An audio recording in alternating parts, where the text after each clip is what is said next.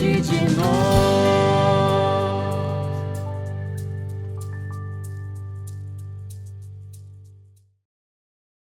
Antes de sua ascensão, Jesus deixou o mandato aos discípulos e, consequentemente, a cada um de nós: ide e evangelizai todos os povos.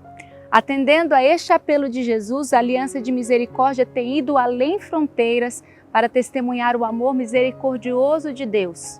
Celebrando o mês das missões, hoje nós conheceremos alguns missionários que ultrapassaram as barreiras do idioma, do clima, da pobreza e da cultura para serem pontes de misericórdia em outras nações.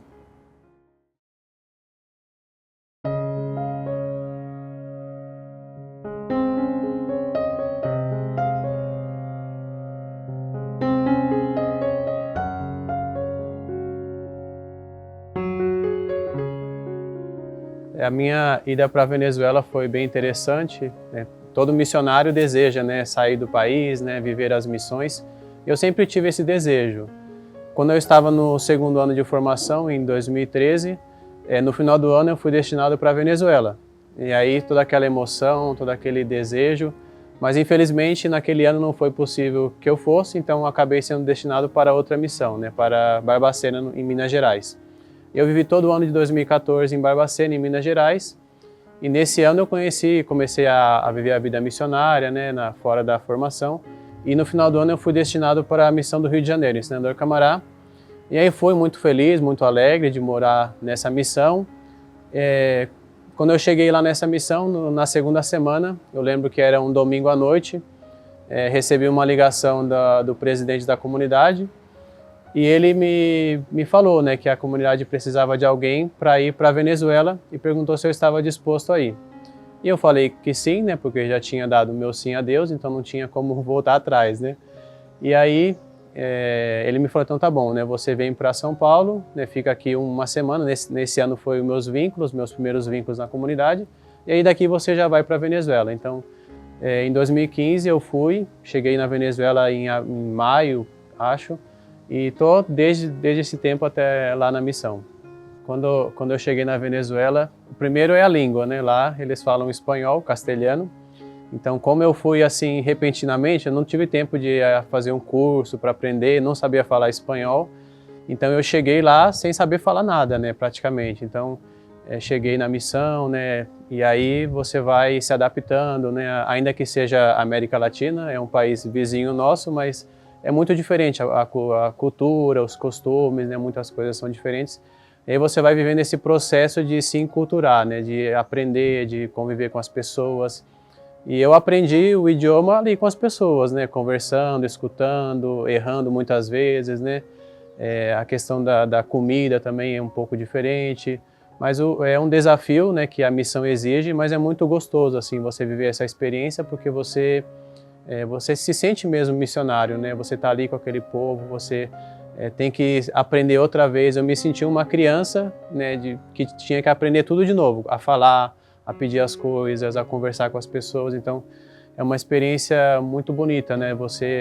É um desafio, porque você está longe do seu país, você tem que deixar muitas coisas que são do seu país para poder aprender com aquele país. Então, é um desafio, mas é uma experiência muito, muito bonita.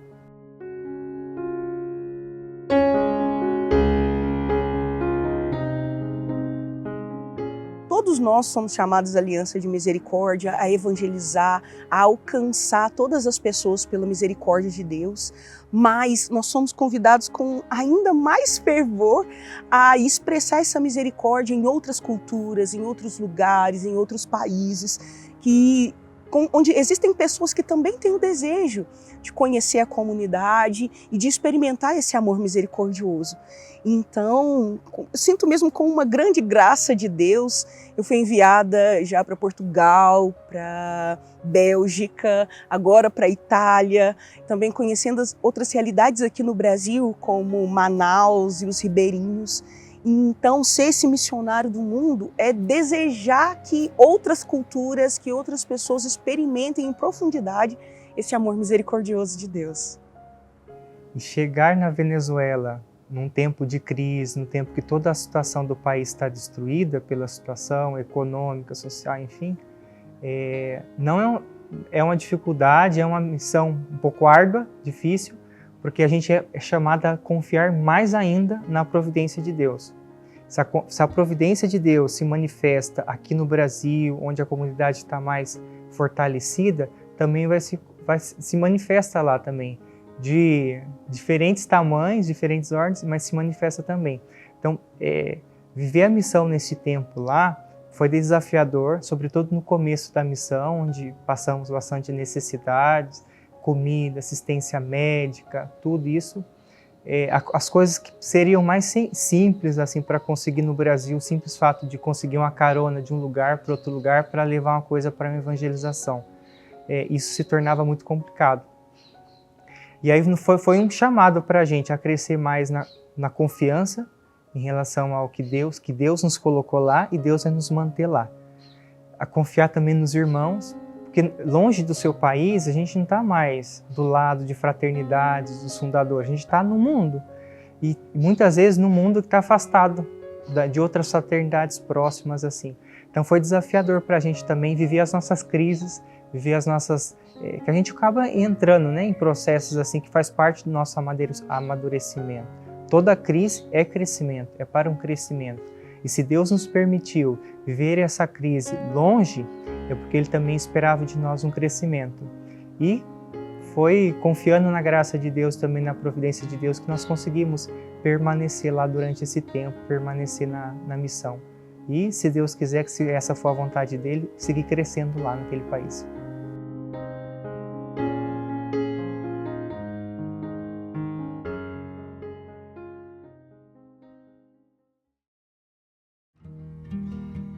Na Europa, então, quando nós chegamos, se percebe mesmo uma realidade de um ateísmo prático, de uma dificuldade na evangelização, mas ainda assim são pessoas desejosas por Deus, desejosas por uma experiência. Então, quando nós chegamos e nós apresentamos o nosso carisma, todas as cores, toda a alegria do Evangelho, essas pessoas viram para nós e falam: nossa, era isso que eu queria, era isso que eu precisava, era isso que eu desejava e ainda não tinha encontrado na igreja. Então, para mim, essa experiência é justamente não de ir levar uma mensagem, mas de já encontrar um carisma, de já encontrar irmãos com o mesmo desejo que eu, por fazer uma experiência profunda com Deus e com a misericórdia. Recém-chegado assim na Venezuela, a gente sai do Brasil, né? Chegando num país novo, cheio do desejo de missão, de seguir a missão, de fazer a missão. Só que assim, eu vivi 2 anos no Rio, dentro da favela, de uma favela chamada Senador Camará, no Rio de Janeiro, zona oeste do Rio. Chegando lá, na Venezuela, no ano de 2015, eu fui enviado também para uma favela, chamada 25 de Março. O nosso bispo lá nos enviou para lá e com 3 meses de missão na Venezuela, nós fomos assaltados. Entraram 7 bandidos dentro da casa, eu estava sozinho na missão.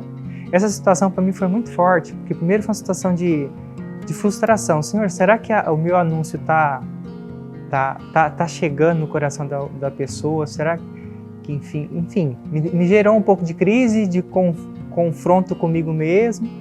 Mas eu lembro que um padre, amigo nosso, foi celebrar no sábado e ele falava assim que, por ser pregador do Evangelho, ele pregava sempre que nós devemos amar os nossos inimigos. Mas nós, por ter passado, vivido ali naquela favela, sendo maltratado, a gente estava um passo na frente dele, porque nós tínhamos a oportunidade de amar realmente os nossos inimigos, segundo o mundo. E aquilo para mim foi um passo de fé e de crescimento grande na fé, porque eu entendi porque eu estava ali. Ainda que parecia, no momento a gente acha, Senhor, o que eu estou fazendo aqui? Vim para pregar, mas eu não consigo. Me dava um medo, uma frustração, porque a gente não sabia. A gente nem conseguia sair na rua, de medo, ia passar alguma coisa conosco. Mas depois foi um crescimento na nossa fé por causa disso, né? Realmente a gente passando, superando essa situação do medo e vencemos. E depois de anos, acho que 4 anos depois, da mesma favela sai um vocacionado, que hoje está na formação, né? Com a graça de Deus. Do mesmo lugar onde algum dia a gente sentiu o que nós estamos fazendo aqui? Não estamos fazendo nada. Hoje temos um fruto, né? porque é a certeza que Deus faz sim a obra, independente do que aquilo que nós passamos ali ou não, mas Deus faz a obra mesmo. Apesar de ser outro país, tem muita coisa que é igual, né? Não muda muito. Por ser América Latina também, o povo também é muito acolhedor, muito receptivo. A questão da comida tem algumas diferenças, porém o básico é o mesmo, né? As refeições, a vida na igreja, né? As missas, o povo católico que vai, participa. Então, tem muita coisa que você acaba conhecendo que é a mesma realidade, não muda, né? Então, apesar de ter algumas diferenças, algumas coisas são parecidas ao Brasil. A missão no Moçambique, para mim, foi a concretização de um grande desejo, tanto meu quanto da Aliança de Misericórdia. Eu sempre sonhei em evangelizar o mundo inteiro, né? A minha vontade realmente era conhecer muitos países, muitas línguas, muitas culturas. Quando eu recebi a notícia de que iria para o Moçambique, para mim foi muito forte uma resposta de Deus, né? Um chamado, um desejo do meu coração. E também porque eu recebi esse chamado junto com o meu pai. Então, nós dois fomos enviados para a missão. Ele como amigo missionário, com o desejo também de ajudar na construção e no início dessa primeira missão da Aliança de Misericórdia em terras africanas. Então, nós começamos lá no Moçambique com essa expectativa. Nós queremos ajudar, queremos ser esse rosto de misericórdia, ajudar os mais pobres materialmente, porque esse era o grande desejo, né? Nossa grande motivação. E ao chegar lá, eu confesso que eu achei que eu não ia encontrar tanta pobreza, aquela coisa assim que a gente vê às vezes na televisão ou nos livros, aquelas crianças magrinhas, aquela coisa, mas essa realidade ainda existe hoje. Então, Moçambique é o 8º país mais pobre do mundo. Então, algumas aldeias, algumas realidades que nós visitamos, realmente uma realidade muito difícil, de não ter água, de não ter energia elétrica, de realmente não ter o alimento para todos da família, todos os dias. Então, o nosso desejo é, com todas as nossas forças, ajudar essa realidade. E ainda assim, quando nós encontramos, quando nós conversamos com as pessoas, nós vemos, né? Nós enxergamos a alegria, o desejo por Deus, pessoas cheias de esperança e com muita sede de Deus. A impressão que eu tenho forte do Moçambique é essa sede de Deus. Uma vez nós visitamos uma casa da mamãe Esther e ela nos falou que ela realmente não tinha se alimentado ainda naquele dia. Mas como os missionários tinham ido até a sua casa com a Bíblia, com a palavra de Deus, ela se sentia saciada, porque aquilo que ela precisava era da palavra, era da presença de Deus na vida dela. Então é um povo muito alegre, muito sedento de Deus e que louva e agradece apesar das suas dificuldades materiais. Então, ser um missionário nas terras africanas, especificamente no Moçambique, é tentar ser essa moeda de duas faces. Existe um lado material, um grito, um clamor que precisa ser atendido, mas também toda uma sede por Deus, uma vontade de evangelizar, um desejo de fazer Jesus conhecido, da misericórdia experimentada e vivenciada no dia a dia. Então, como os dois lados de uma mesma moeda, viver em profundidade a evangelização e a presença de Deus.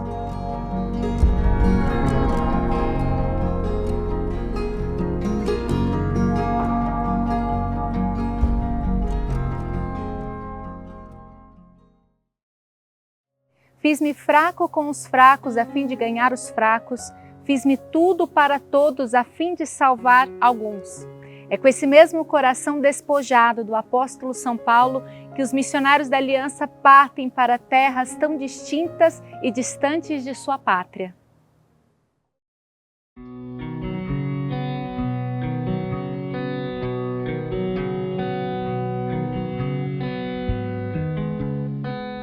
Mas na Venezuela, um dos maiores desafios assim é como viver. A comunidade vive da providência e confiar na providência, onde você não consegue pedir para uma família: será que você tem 1 quilo de arroz para me doar? Dói o coração pedir, Então, mas acho que esse desafio foi superado por entender também que não é que nós devemos confiar na providência, nós somos a providência também. A comunidade, não é que a comunidade vive de providência, e na Venezuela eu tenho que viver da providência, mas eu também sou chamada a ser providência. E hoje é o que mais me faz assim, ter o coração em paz, porque a presença da aliança lá, ainda que é muito difícil viver, né, o desafio da providência, hoje ela é chamada a ser providência para um povo, através de ajuda, ainda que seja pouca. Eu costumo dizer que ainda que é uma gota caindo, é uma gota caindo. Que a gente quer manter essa gota caindo, alimentando a terra, ainda que seja um pouco, mas é um pouco que nós não queremos deixar de fazer.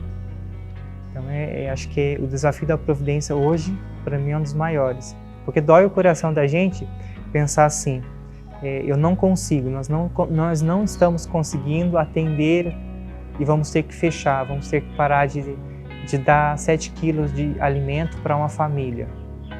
Ainda é pouco 7 quilos de alimento, não alimenta, mas é um alimento. Para quem está recebendo, faz uma diferença enorme. Então, esse para mim foi o maior desafio. Né?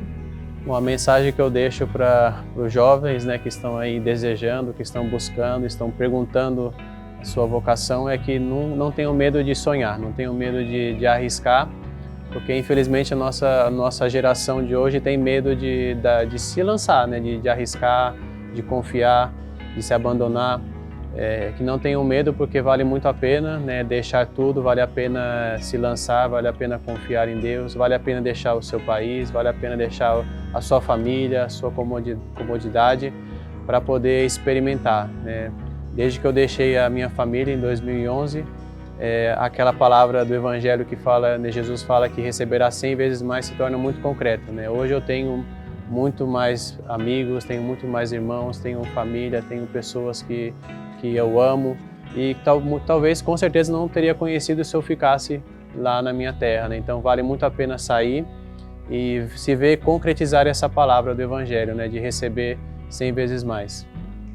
Uma experiência em particular que eu vivi no Moçambique foi a primeira vez que eu encontrei com a vovó Laurinda, que é a nossa vítima de misericórdia.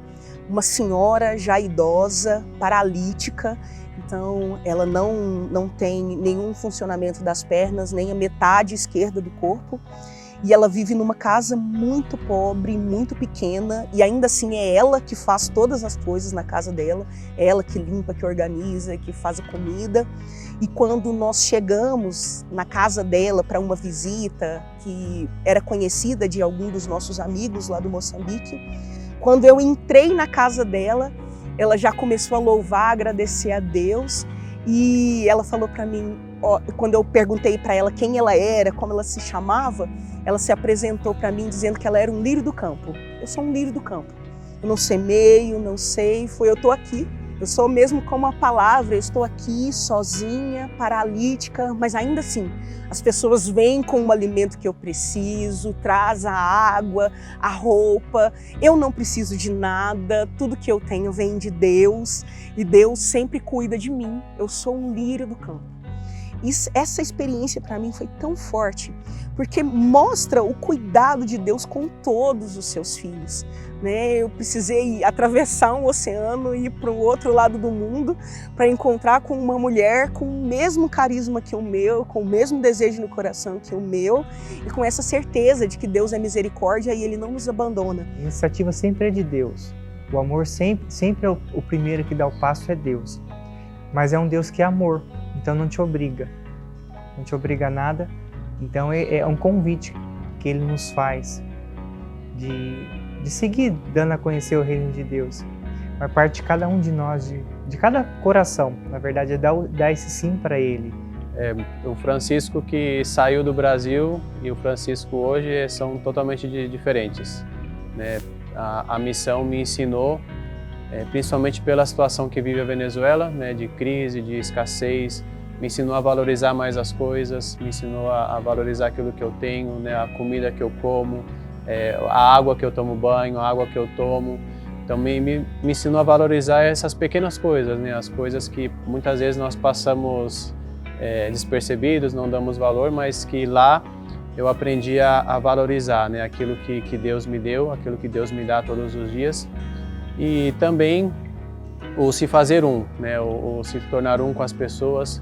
Hoje eu me sinto um venezuelano de coração, né, por mais que não seja meu país de origem, mas eu me sinto um venezuelano de coração e amo aquele país, né, amo aquele povo, e parte de nós é ter um coração aberto para que Deus possa falar, né, para que Deus possa nos chamar, porque cada um de nós tem um chamado, cada um de nós tem uma vocação, e parte de nós é essa disponibilidade para fazer aquilo que Deus nos pede, né, abrir o coração para escutá-lo em primeiro lugar, e depois, com uma generosidade, né, dizer o nosso sim.